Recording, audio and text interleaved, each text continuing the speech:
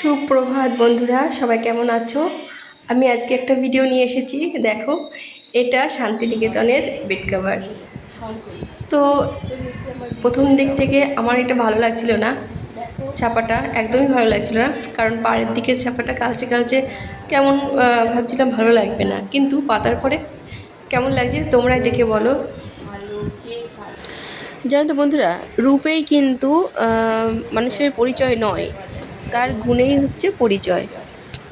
তো এই চাদরটার মতো, চাদরটা দেখতে খুবই খারাপ লাগছিল, কিন্তু এখন পেতেছি, খুবই সুন্দর লাগছে। তো এরকম একটা শান্তিনিকেতনের একটা বেড কভার আমাকে গিফট দেওয়ার জন্য অনেক ভালোবাসা আমার ভাগ্নিকে, আমার জন্য অত দূর থেকে ভালোবেসে আমার জন্য এই গিফটটা আনার জন্য অনেক অনেক ভালোবাসা।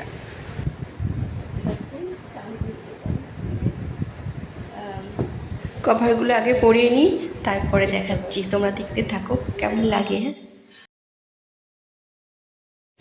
শান্তিনিকেতনের সমস্ত ছাপার জিনিসগুলোর, এই সুতির জিনিসগুলোর ঐতিহ্যই আলাদা রকমের। কভারগুলো খুব বড়, আমার বালিশগুলো এমনিতেই বড়, আর এই কভারগুলো আরও বড়, মানে আরও বড় বালিশেও পরানো যাবে কভারগুলো। তো এখন পরাচ্ছি, পরে এগুলো হয়তো কাটিং করে ঠিক করব। কিন্তু দেখো, ছাপাটা খুবই সবার চোখ তো সমান নয়, কিন্তু আমার খুব পছন্দ হয়েছে এটা। বন্ধুরা বলো তো তোমাদের কাছে কেমন লাগছে? দাঁড়াও, পুরোটা পেতে নিই, তারপরে দেখাচ্ছি। আর এমনিতেও ময়ূর ছাপা আমার খুব ভালো লাগে, তো ময়ূর ছাপাটা তোমাদের কাছে কেমন লাগছে বলো।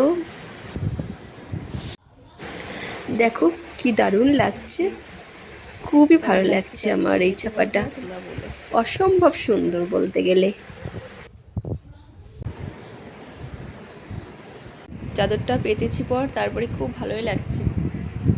তো এরকম ছিল কালারটা, মনে হচ্ছিল ভালো হবে না, কিন্তু দেখো, কোনো জিনিস আগে থেকে বিচার না করে যদি ব্যবহার করার পরে বিচার করা হয়, তাহলে তো তোমাদের কেমন ব্যাপারটা বলো